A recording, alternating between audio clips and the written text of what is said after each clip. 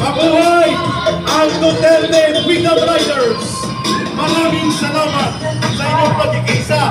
Mabuhay ang mga nanay and mga summa ladies ng Quezon City. Ayan na! Dumadami!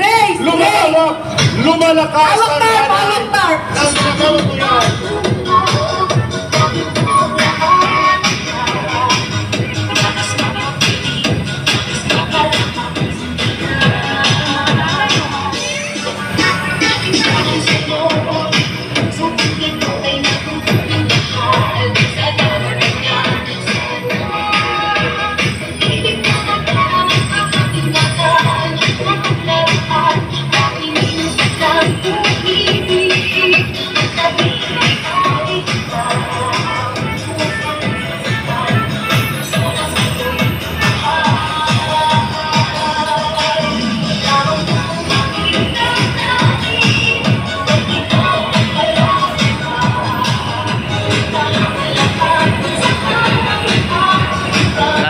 Para tayo.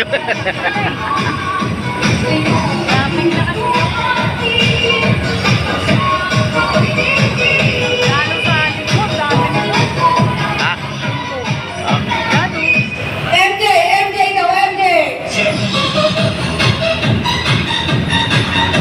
Ang sound ko na, pakinggan ng konti at kasama natin ang tatay sa Quezon City at ng mamamayang Pilipino, Tatay Councilor Rani Lutupica! Yes! Ay! Mamaya magsasalita yan, bubuelo yan. Ayan, o. Tira! Ipagpapatuloy! Duterte Freedom Riders! Duterte Riders for Peace! Ayan na! Yan! Lumalakas, lumalawak, lumalaban, ituloy! Tatay Rani, thank you for coming! Thank you!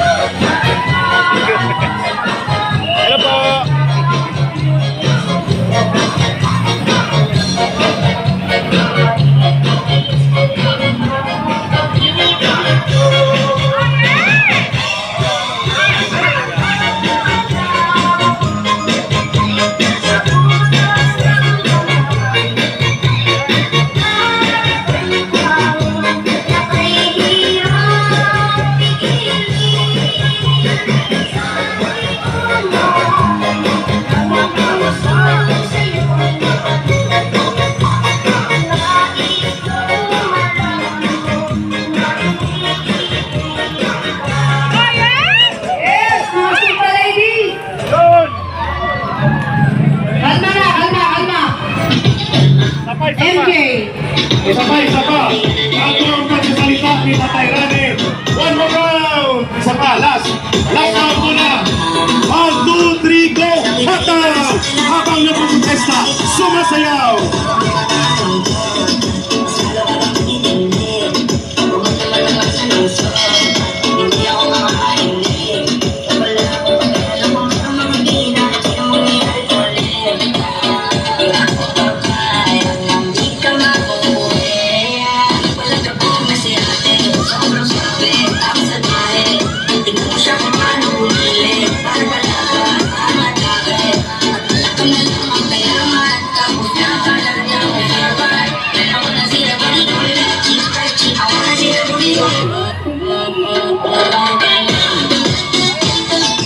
Yes, kalma. Kalma lang, magre-resign din yan.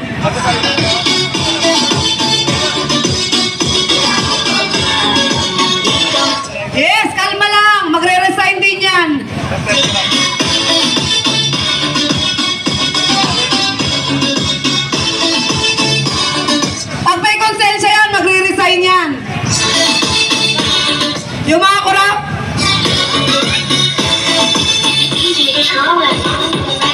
Yung mga magnanakaw ng pondo ng flood control, magre-resign din yan.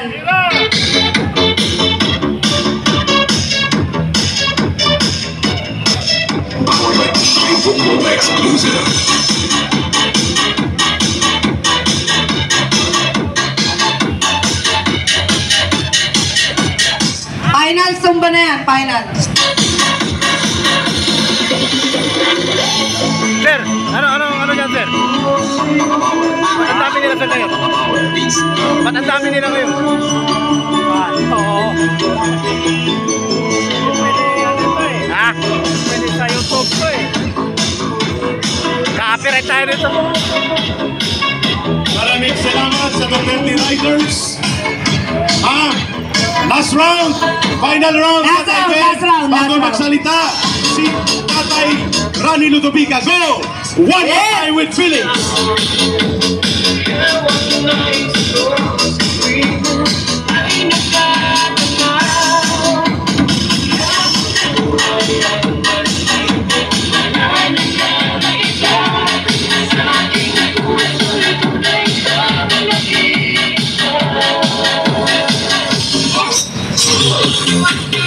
Okay, thank you so much.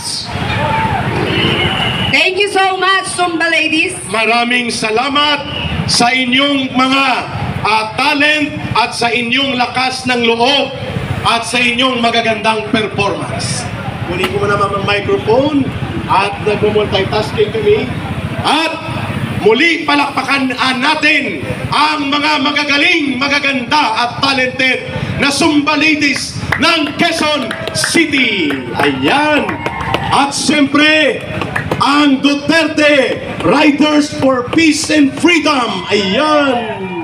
Mga kababayan, dadami pa yan. September 21, wala kayong ibang pupuntahan. 7 a.m. to 8 a.m. ang assembly time. EDSA, dito, we will occupy EDSA. Ayun, pakinggan natin ang magandang mensahe ng isa sa ating haligi kung bakit lumalakas ang panawagang Marcos Resign, City Councilor sa Quezon City at nagiging tatay sa serbisyo publiko.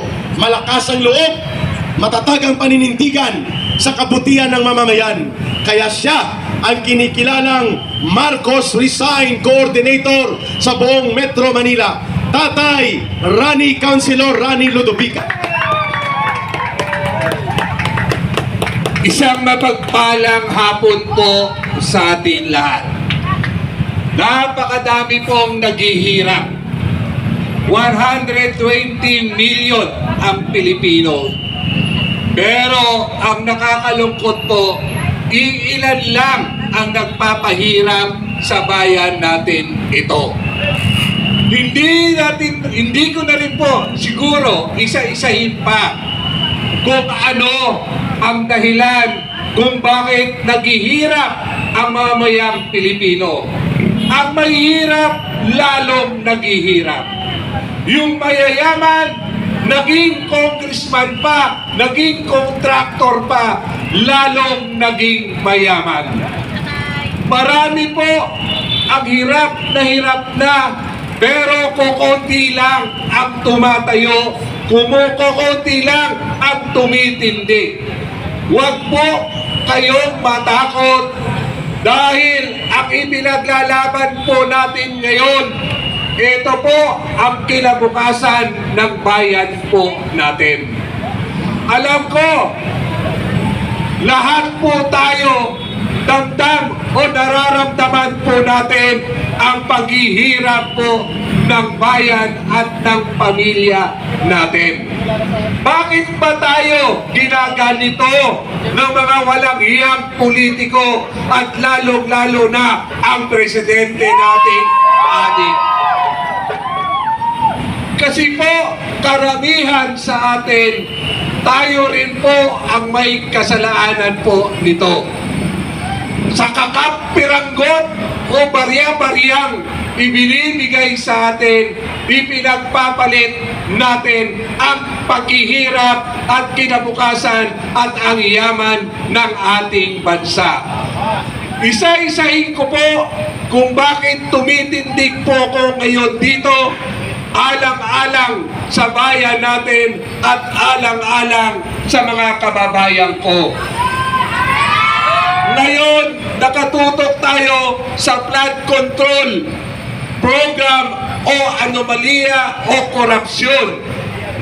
Ngayon pa lang po, kukunti pa lang, hindi pa 1/4 ang naka-account po sa nakawan ng mga ilang walang hiyang kaalyado ng ating presidente at napakawalang hiyang Speaker of the House, Martin Romualdez.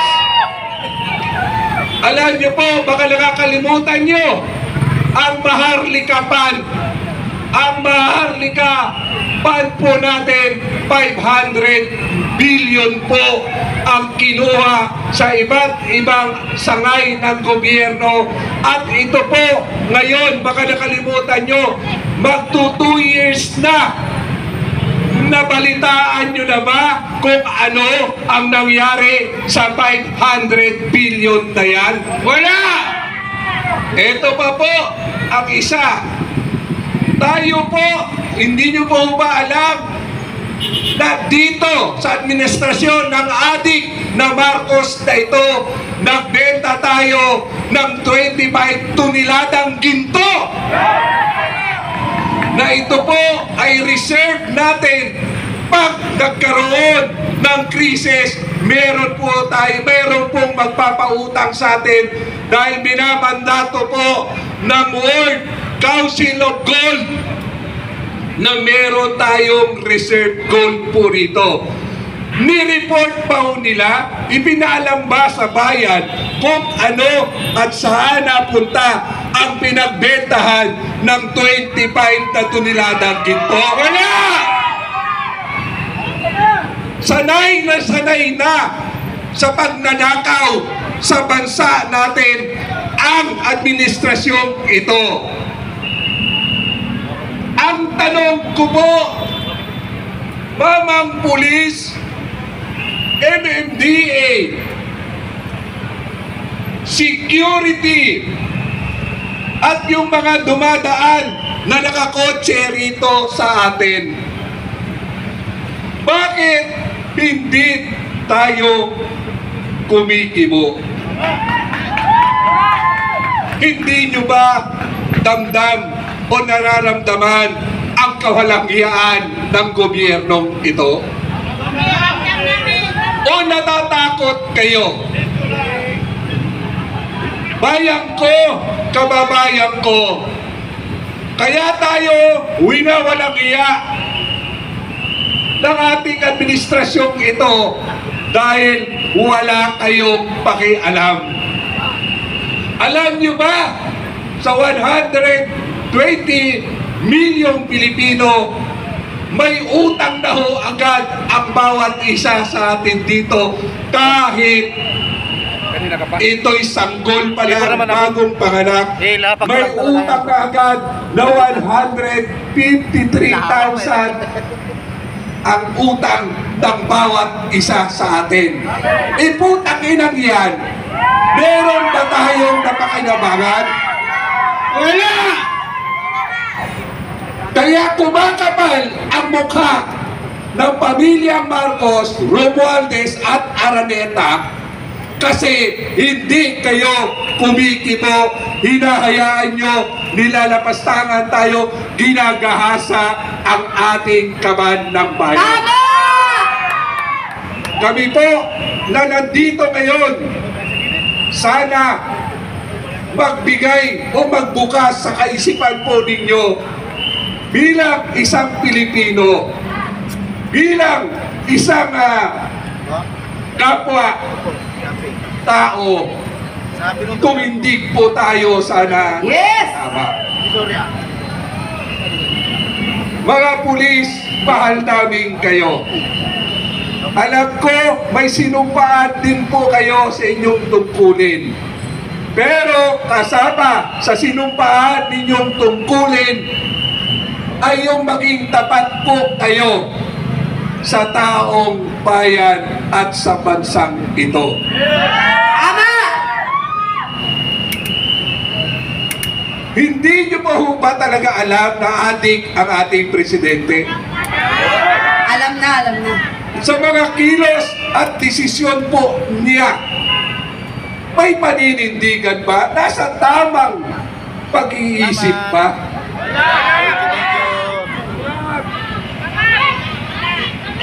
Ano na ho kaya ang kinabukasan ng bayan nating ito pagka nanatili ho kayong nagtutulog-tulugan?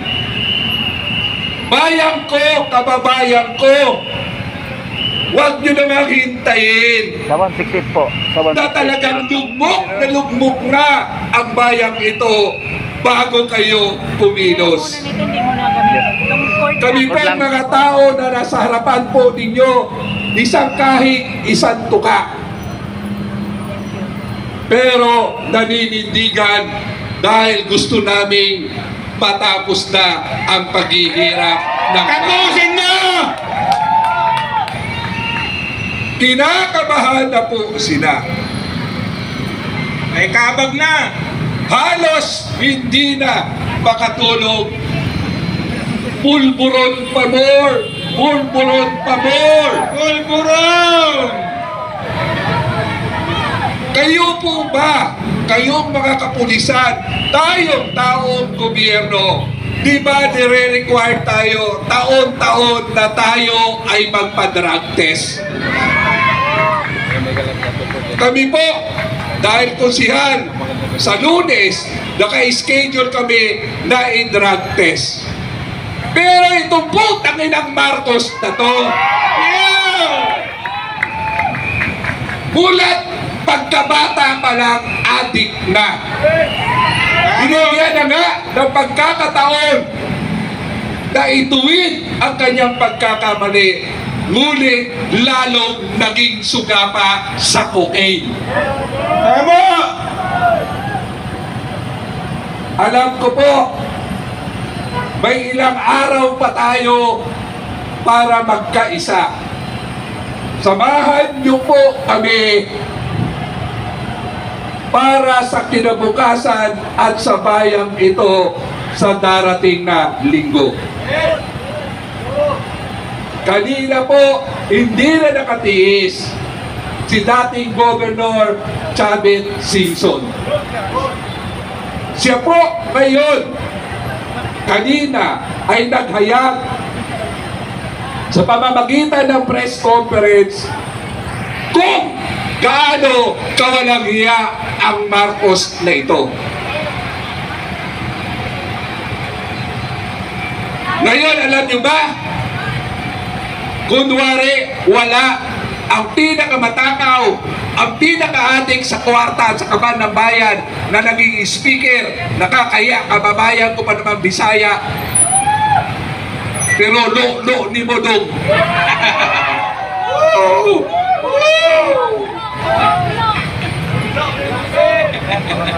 Ngayon, lalong-lalo na sa lugar namin dito sa Quezon City, namimigay ngayon sila ng ayuda.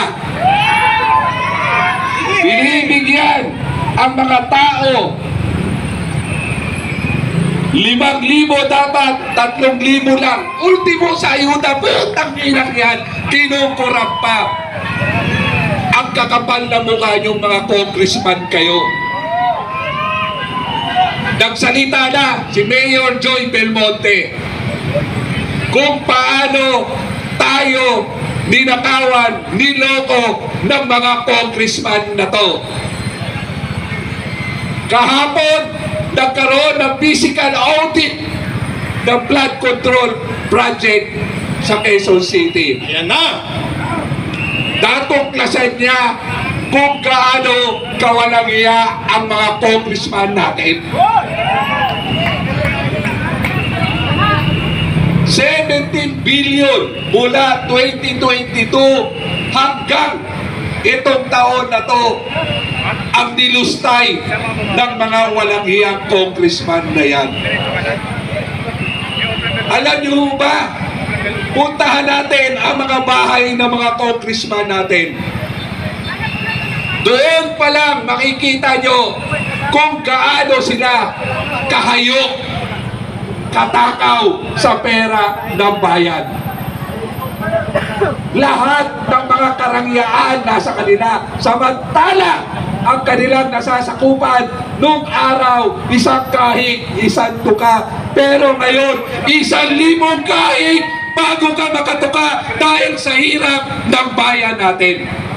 Aswapang mga gahaman. Ewan ko na lang po kung ano pang ebidensya ang kailangan nyo. Ewan ko na lang po kung ano pang pahirap at pagnanakaw ang gagawin nila para po mabulat tayo. Sana itodo na natin sa darating na linggo, magsama-sama tayo, palayasin na natin ang nagpapahirap at salot sa bayang ito, ang pamilyang Marcos, Araneta, Romualdez, Saldico. Tama! Kaya ang panawagan, kasama natin si Tatay Rane, ang sambayan ng Pilipino, Marcos Romualdez, resign! Marcos Romualdez, resign! Marcos Romualdez, resign! Putang ina nyo, Marcos! Putang ina nyo, Romualdez! Putang ina mo, Saldico! Yan na! Minura ng taong bayan sa pamamagitan ni Tatay Rane ang mga turupo at mangungulimbat na ngayon ay nagtatago na. Ay putang ina nyo mga congressman, kayo ang salot at pahirap sa bayang ito. Malutong na malutong. Galit na ang taong bayan. Alam nyo po, huwag natin hintayin na sumiglang palalo ang damdamin ng mga ordinaryong mamamayan. Baka po mangyari ang nangyari sa Nepal at Indonesia. Warning na! Nag-warning na! Pero sa darating ng linggo, sasama sa atin ang tinaguriang natin hero ng EDSA. Ayun! Alam nyo ba kung sino yung hero ng EDSA? Si Chavez! Si Governor Chavez Singson. Ayun na! Ayun na!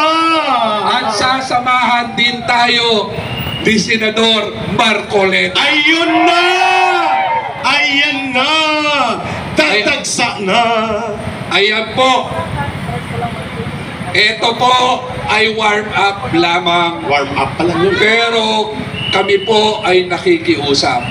Alam niyo ba, kayong mga nasa sasakyan ngayon, kayong mga kapulisan, ang karamihan na nandito sa inyong harapan, hirap na hirap din po sa buhay nila ito. Eksakto! Tama ka, Kagawad Rane! Pero nandito dahil gusto na tapusin ang paghihirap ng bayang ito. Tama! Alam nyo, nagkalat na naman ang pera ng bayan sa pamamagitan ng ayuda. Salamat sa inyo nandito ngayon, hindi nyo pinagpalit sa halagang 3,000. Biro mo, ayuda na. Kinukurakot pa. Ayan, 5,000 ang pinipirmahan, pero ang ibinibigay 3,000 pesos. Mga magnanakaw! Anong klaseng ebidensya talagang ang kailangan natin? Sana po sa pamamagitan ng vloggers dito ngayon, Yes! wala na rin kasi tayong makuhang tamang balita. Kasi yung mga mainstream media, lahat yan ay pag-aari na o kasosyo na ng magnanakaw na si Martin Romualdez. Tama! Tambahudas! Kaya wala kayong makitang tamang balita. Salamat sa mga iilang nating vloggers na nagpapakalat ng totoong sitwasyon sa bansa ito. Saludo kami at ang mamamayan sa inyong pagsasakripisyo. Sana huwag kayong mapagod, huwag kayong matakot. Ayun. At ang panawagan, Tatay Rani. Ang panawagan po natin, maaga pa lang kami sa 21 ay nandito na sa lugar na ito. Baka naman pwede natin imbitahin ang kapwa nating naghihirap. Ayun! Maaga pa! Maghanda! Pandeletse, pandisal, pandelimon, tubig at pangpunas pawis. Kita-kita-kits sabi ni Tatay Rani at ng mamamayang Pilipino. 7 a.m. sa harap ng EDSA Shrine. Occupy EDSA! Araw ng pagtindig at pagbangon ng taluyong ng sambayanang Pilipino. September 21. Ito po yung bayang ipinagkaloob ng Diyos sa atin. Pinagyaman po tayo sa lahat ng pangangailangan ng isang komunidad. Pero ang nakakalungkot, may mga modern na Eva at Adan tayo. Yung isang Eva, nagtatago sa pangalang nasa Malacanang siya. Ang pangalan daw niya ay Lisa. Ayan, nagtatago sa pangalang Lisa, ang modern na Eva. Oho. Eto naman, nagpapanggap, ika na nagbago na at binigyan ng pagkakataon, itago natin sa pangalang Bongbong Marcos. Ayun! Ito na ang gumapang ng mga ahas na nasa palasyo. Dahil mula pagkabata, gumagamit na siya ng cocaine at hanggang ngayon, kaya ang utak at ang kalusugan nito wala na. Latak na ang laman. Kaya walang desisyon na maayos para sa bayang ito. Ayun. Saan ka nakakita na presidente walang isang salita? Di ba ganyan ang ating? Tama! Walang isang salita. Walang isang salita. Walang matino na kaisipan. Yun nga ba? Nagagalit si nanay dahil sa lugar namin maraming pangak. Ayun. Alam nyo, tayo, ikaw, ako, tayo, ang magbibigay solusyon ng problema nating ito. Sa pagkakataon pong ito, sagad na